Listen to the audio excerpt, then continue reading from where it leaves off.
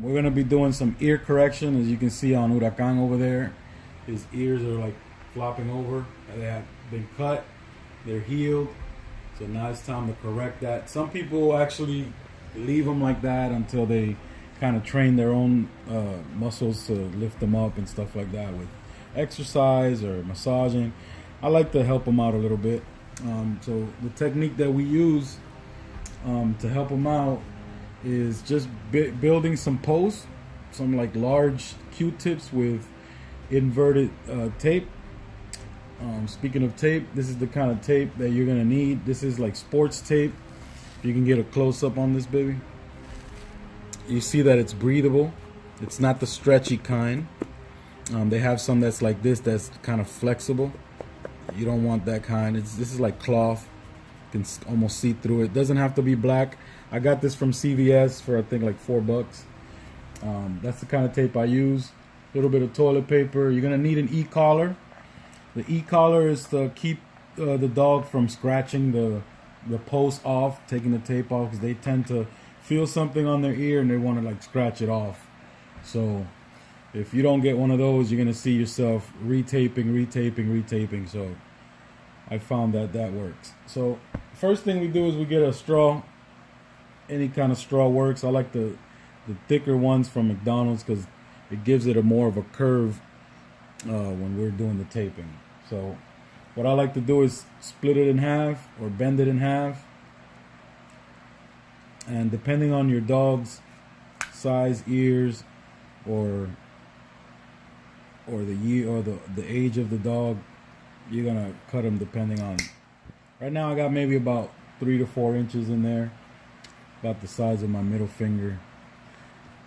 Get this out of here. And the first thing I like to do is get myself a few pieces of tape ready. Back up, boy. Something like maybe about 1 inch by 1 inch. Not sure exactly what the measurement on this tape is, but I figure about little pieces like this. Okay, and I get one little square of the toilet paper and I fold it into pieces like this. So I get a small piece like that. Okay, keep that in mind because I forgot a step. No, I forgot the sticky part, the sticky reverse on the straw.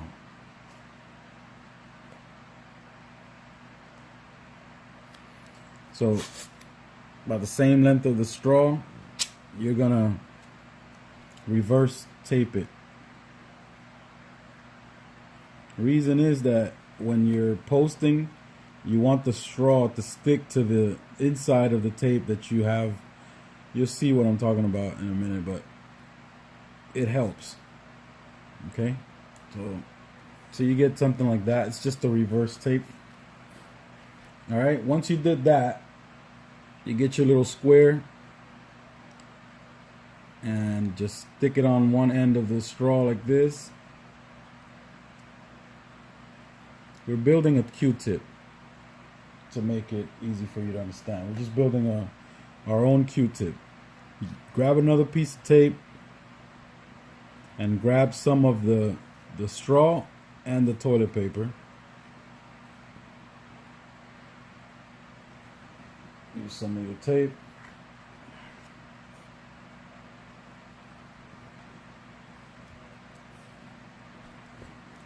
Lay down, boy. It doesn't have to be perfect, but you want to make sure that the tape is on there and it's not just gonna come off.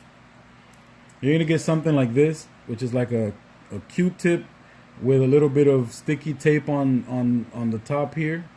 So build you 2 of those. Get used to building them because you're gonna be building them regularly. You may need to change them out every couple days. You can still use the same straw, but you are gonna have to change the tape and stuff like that. So make sure you get 2 of those going. All right. the next step is to get a really tired or sleepy dog so that you can start the posting. I usually like to wait till they're sleeping, but I got a few things I got to do today, so I got to get this in, and he's pretty tired right now, so he might just let me work on him. So you want to make sure the ears are completely healed and there's no scabbing or anything like that. You want to make sure they're clean so that you don't trap any dirt and get any infections in there. So what we're going to do first is we're going to grab a piece of tape, and we're going to get maybe about 2 inches of tape, about like that, and we're going to split it in half.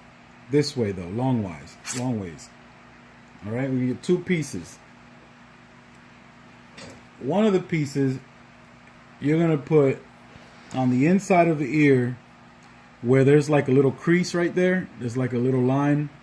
The other part of that folds to the back. So you want to make sure that you fill it out.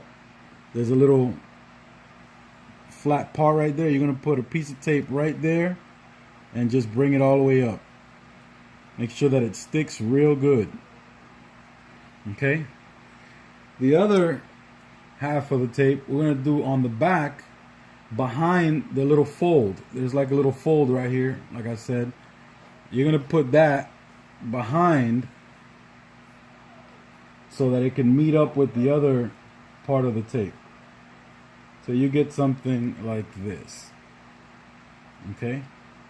So now you have like a little handle up here that you're gonna need. So you need that little that space right there, because you're gonna fold that onto the straw. All right, once you got that, you're gonna grab one of your posts that you made, and you're gonna stick it in the little canal, but you don't want to go inside the ear canal. There's like a little pocket right on the bottom here. You're gonna want to put your post down in there. It doesn't hurt them. Okay, make sure that it's sitting down in there. Okay, and then this is what you should have, just like that. All right. So as you can see, the sticky part of the straw is gonna stick to the tape, and you can kind of leave it there for now. Grab you another little piece of tape and grab it from the top, so that you grab the tape and the straw and fold it over. Make sure that there's no ear folded over on that part. Okay. So you're gonna have something that's gonna look like that. Okay. Obviously you can cut that out. If I could find my scissors. Make sure you don't cut your dog's ears.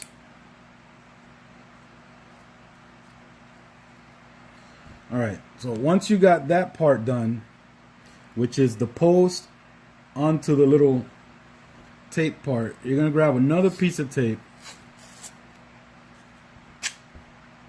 Okay, and what you're gonna do is you're gonna go from this part all the way around and meet up down here. So you got to make sure you get a long enough piece of tape to go around from here down like a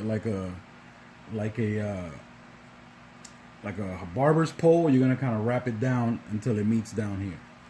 All right. So I'm gonna grab a longer piece of tape because that one was too short. Okay, just like that. So we start at an angle like this. Start at the tape base, then come around. Make sure that that little flap that we talked about goes back. Okay, very important. Then bring it down, and that's it. That's all you got to do. Leave that there. You seen that tape, baby? That scissors? Mm-hmm. That smaller scissors. I don't know where they went. Any string, you might want to get it out. I had smaller scissors. I don't know where they went. Shh. All right, so you're going to have something like that. Make sure you don't put it too tight, because you can cut off the dog's circulation. Go ahead and put your e-collar on them, or your health cone, And what I like to do is in the beginning when I'm first starting the tape, I like to check on the tape. I might take it off in another hour just to look to see if either the tape is too tight, if I have to redo something. It becomes an obsession after a while because you kind of want to get them perfect, but you'll get better at it as you go through the process, and the pup will actually kind of let you do it, get used to it. Always check, make sure that you don't put the tape on too tight. That's very, very important. You can cut off the dog circulation that way, and it's very painful. So all you're doing is really just supporting the post so that when you pull up on the little handle on the tape, they stay up. And it's just to help them train their own muscles to get the ear going. And once that's done, maybe in another week or two, you're all done. The ears will automatically kind of just, every time someone whistles or they see a squirrel or something, they'll stand them up on their own. Like I said, some people tape, some people don't.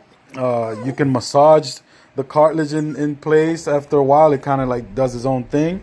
But we like to help them out a little bit. It's worked for us with Anna, it worked with us with Ruby, worked with us with Diesel, and this is basically what we do. Thank you for watching. Hope this works. Hope this helps you. If you have any questions, please leave them in the comment box. I'm more than happy to help you out get this going. If you can't reach me there, hit me at 954-825-6641. I'm always available to answer text messages, phone calls, whatever you have. So again, thank you for watching. Don't forget to like, favorite, subscribe, and God bless.